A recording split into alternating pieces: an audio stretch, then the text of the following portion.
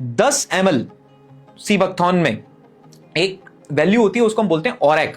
Okay. ORAC मतलब oxygen free radical absorption capacity. O oxygen, free radical, R free radical, A absorption, C capacity. ये क्या है? ORAC मतलब जैसे हम लोग बाइसेप दिखाते हैं ना, अरे मेरे में कितना ताकत है, मेरे में कितना ताकत है, ऐसे ही सुपर फूड की ताकत नापी जाती है ऑरेक के टर्म्स में। अच्छा, कि तुम्हारे पास फ्री रेडिकल को न्यूट्रलाइज करने की कितनी ताकत है, ये बताओ। ओके, इसमें कितना है? पहले मैं आपको सेब की बताता हूं जी।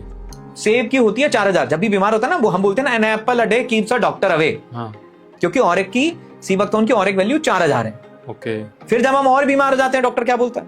आप अनार खाओ। अनार की ऑरेक वैल्यू क्या है? 10,000। अच्छा, 10,000 के आसपास है। अब ये तो अनार से कुछ थोड़ा बहुत ज्यादा ताकतवर है, तो आप ही बताइए इसकी ऑरेक वैल्यू क्या होनी चाहिए? अच्छा, 10 के आसपास होनी चाहिए। 10 तो अनार की है, इसकी क्या होनी चाहिए? इससे डबल कर लीजिए अगर ज्यादा हुआ तो 20,000। हाँ।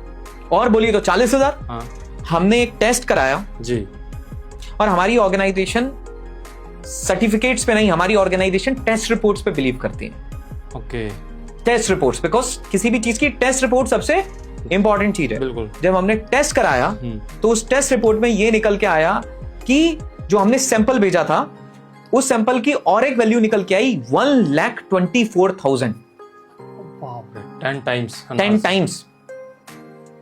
मतलब सीबकथॉर्न 10 गुना ज्यादा एंटीऑक्सीडेंट प्रॉपर्टीज रखता है अनार के कंपैरिजन में। और एंटीऑक्सीडेंट क्यों चाहिए, ये हम पहले ही बात कर चुके हैं। तो कई बार कई लोग ऐसे बोल रहे हैं कि हमने सीबकथॉर्न लिया, हमें इस चीज में रिलीफ मिल गया, हमने सीबकथॉर्न लिया, हमें उस चीज में रिलीफ मिल गया। हुआ क्या? सीबकथॉर्न के अंदर वो कंपाउंड्स अवेलेबल थे और वो इतनी अबंडेंट अमाउंट में अवेलेबल थे कि वो जब शरीर के अंदर गए, उन्होंने उस पर्टिकुलर पार्ट के फ्री रेडिकल को न्यूट्रलाइज करा और उसका इंपैक्ट क्या हुआ कि चलती हुई बीमारियों को का रिवर्सल होता दिखना स्टार्ट हो गया, जिसके पीछे की साइंस इस प्लांट के अंदर अवेलेबल बायोएक्टिव कंपाउंड की एबंडेंस है।